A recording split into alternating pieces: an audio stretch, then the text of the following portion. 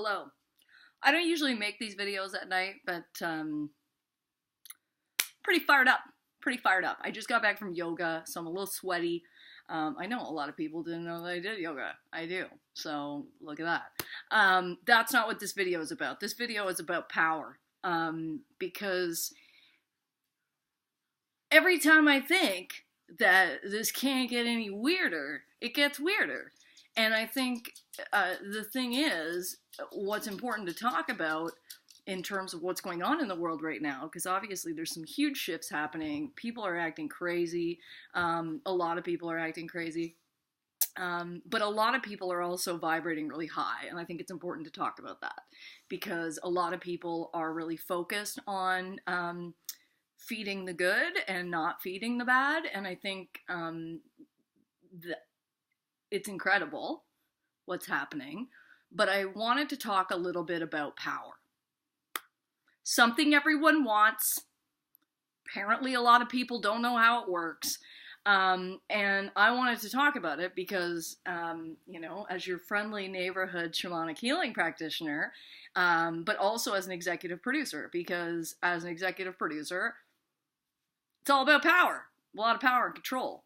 And if I could share something that I've learned in my life about power, because I've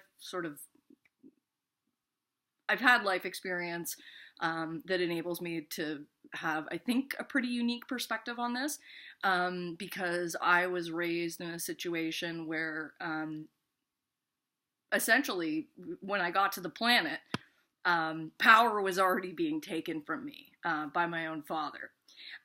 So understanding how that's impacted me and how that impacted a lot of my decisions, I went through a lot of transition when I was doing the work to, get better from a lot of this trauma that I had been through. And the one thing that I had to really think about was, am I an executive producer because I like power and control, or am I an executive producer because I love it? And that was a really, really difficult thing to actually think about, was, because it could have gone either way, right? It could have gone either way. And the one thing that I wanted to talk about is that a lot of people think that in order to have more power, you have to take power from other people. We see that in business. We see that where, someone has a job and I'm not going to be able to have that job unless that person doesn't have that job. And it's the same with politics, where it's about how much power can I get? How many people can I get? How do I, essentially amass more power? And what I want to say is that's not power at all. Power is infinite. And we all have access to an unbelievable, vast amount of power. This is not a buffet situation where there's only a certain amount. This is a situation where maybe it is a buffet situation. They'll keep bringing more out. And I think that's the thing that we all need to realize right now, when we're in a time where, quite frankly, what's got me fired up is this transgender ban. I'm angry. I'm upset. And of course, I'm not going to feed that. I'm going to feed the good. And the good is that we as individuals on the planet have the ability and capacity to be able to stand together and actually unite our power. And I wanted to talk about inauthentic power versus authentic power. And with shamanic healing, that is essentially a lot of the work. It's about reconnecting people to their authentic power and having human beings realize that their soul is all the fuel they need. Ego, small. You see when I point to my soul, it's big. Ego, small. We in modern Western civilization have learned that, if you're powerful, you got a big ego. We're seeing that right now. We're seeing essentially this allegory getting played out where there's this, white person, man in power. I think he's a man. It's hard to tell sometimes, who's in power, and he's in power because he took power from other people. He's constantly taking power from other people. People are leaving, he's firing people. He made a whole career out of it. Thanks, Mark Burnett, jerk. He helped start this, and he probably has a lot of tapes and hasn't released them, and I hate that. So I'm going to give him the finger. But in terms of, I told you I was angry. But in terms of inauthentic power, it's ego. Ego is inauthentic power. Ego is what sort of, we in Western society have been told that that's an important thing to have. You don't want to have too big of an ego, but the idea that ego is something that is fed by people. It's fed by, you're taking that power from other people. And that is not authentic power. That's ego.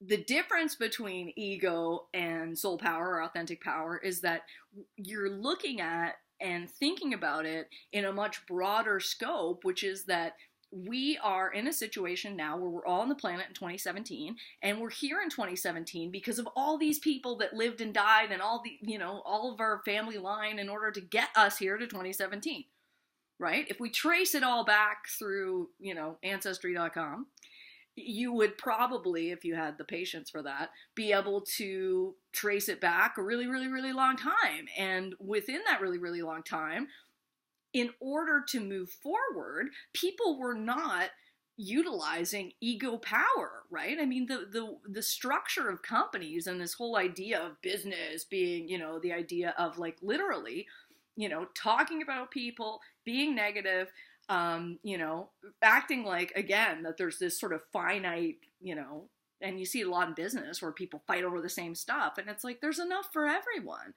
And I'll take it back to the executive producer side of things. I've tried it both ways. Listen, in my career, in my life, before I was a little bit, more together, I say more together, because will I ever be totally together? Probably not. But growing up and going through, the career and sort of, pushing to do what I've done, which has been hard work, I've tried leading teams. I mean, when I was in high school, I was directing and writing plays, and I can tell you that acting like an authoritarian doesn't get you work that's as good, period. So the older I get, and, ideally the smarter I get, I have realized that you get a lot more from collaborating with people, scaring people, and, being a dictator in terms of how things should be done, all of those sorts of things. That doesn't work. That doesn't get you the best out of people. Letting people be who they are, and obviously providing some parameters if you're in business to, adhere to is important. But as an executive producer, I don't get the same quality of work from people when I'm driving them that hard. It just doesn't happen. When I sit back and allow collaboration to happen and facilitate the collaboration rather than trying to just maintain power and control, you get a totally different result. And the work is different. And for me, looking at what's going on in the world right now and seeing that we're in this situation where it's like, we're going to ban transgender people from the military. Vladimir Putin, in Russia is basically declaring that feminists are like a terrorist group. That is fear. That is fear. They are doing that because they are scared. It has nothing to do with the good of humanity or anything. It has to do with the fact that they are so caught up in ego, inauthentic power, that they think the only way to maintain that is out of fear. And this has been going on for decades and generations where, everybody's scared of the boss.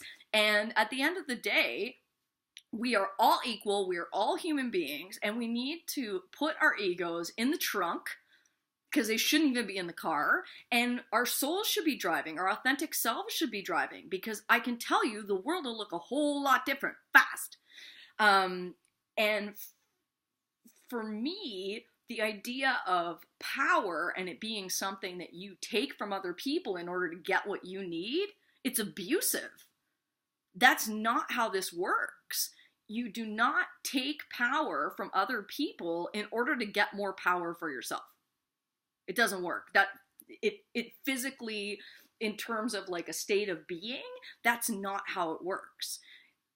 So we are literally driving 100 miles per hour right now at a brick wall, which is Putin, Trump, mind control, going after susceptible people. And now you've got all these people who are treating this thing like it's kind of like a cult, and they're going, I'm not gonna, say that I don't like this guy. I mean, forget about Putin. I think, if we were to have this conversation, pardon me, about Russia, it's so different in terms of the way people feel, versus I think what's going on in the United States right now. I think a lot of people in the United States are, supporting this, and they're going, this is great. This is great. This guy is totally doing everything that we think is great. And what's wrong with this is these are people who are susceptible to KGB tactics. Quite frankly, that's what's going on here. And if you still don't see it and you think that this guy is going to really help you, I don't know when you think that's going to happen. Because he's not. He's going to help himself. He has a track record of helping himself. So does Vladimir Putin. He's supposed to be the richest person on the planet because he's constantly taking money. And it's the same with Donald Trump. I mean, that guy has accomplished nothing. He runs his businesses into the ground. He is a disaster. And yet, money and power got him to this place. And I think what we're all supposed to be realizing here is that that's bullshit. That's not how this is going to go. And that guy are not in charge of this whole thing. We are. And the reason that they are afraid, and the reason that they are trying to, take away people's rights and expel people from the country and build walls, are because they are scared. They are terrified. And that's where we need to be fighting this from. We need to understand that they are broken and they are scared. And yeah, there's probably something that happened to both of them when they were kids. Let's be honest. That's usually how this goes. There was some kind of trauma that made them feel that they were inferior. And it could be ancestral trauma, right? It could be stuff that happened like many, many years ago. But the point is, what they are trying to do is take power from other people. That is wrong, and it doesn't work. And if you look at this in a microcosm, again, and you think about, applying the ideas of business to say that, to get a job, somebody needs to not have a job. That's everything that's wrong with our culture. It's everything that's wrong with humanity. We created this. We created money. We created the way business works. We made all this shit up. All of it. So, and now we're all in this position where like two white guys are going, yeah, this is the way it's going to be now. And the answer is no, it's not. And if you look at some of the things that have happened this week, and you look at some of the conflicts that have happened in the past few months, Donald Trump's driving this to conclusion. He is not going to stop. And we can't sit here and go, well, Robert Mueller is going to really, he's got it.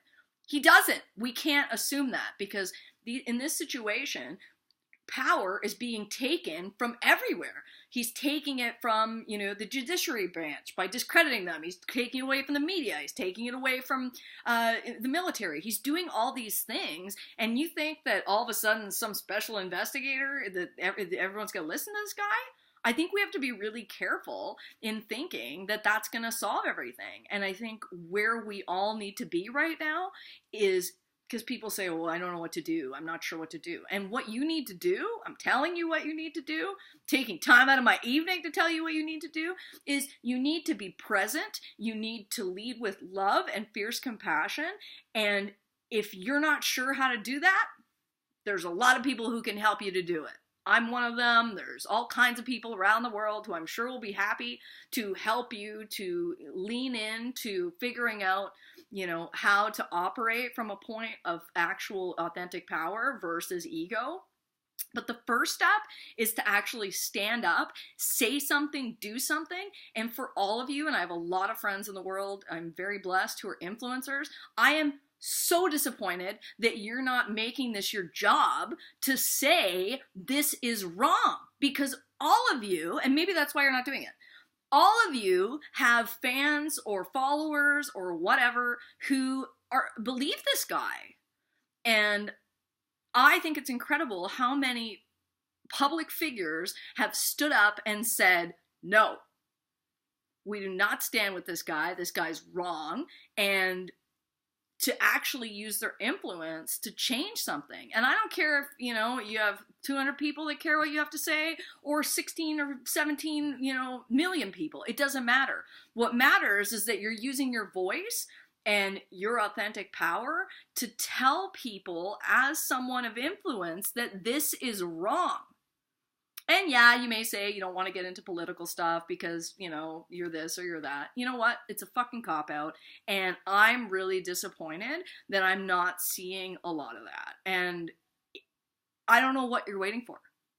I really don't. This is not political. This is about right and wrong and good and evil. And we're in a situation where a woman, Heather Heyer, died and no one spoke to her family. No one from the American government, I don't think, I mean, from the administration, the current administration, has spoken to her family. And her family has said that they don't want to speak to the current administration, but still, can you imagine? And it's coming at us too fast to be able to even process the things that are going on. And I don't know what else to do or say other than to say, stand up, use your voice, even though you think it might be small, and stand against the things that are going on. Because if you're not standing against them, you're part of the problem. That's it. Love you. Bye.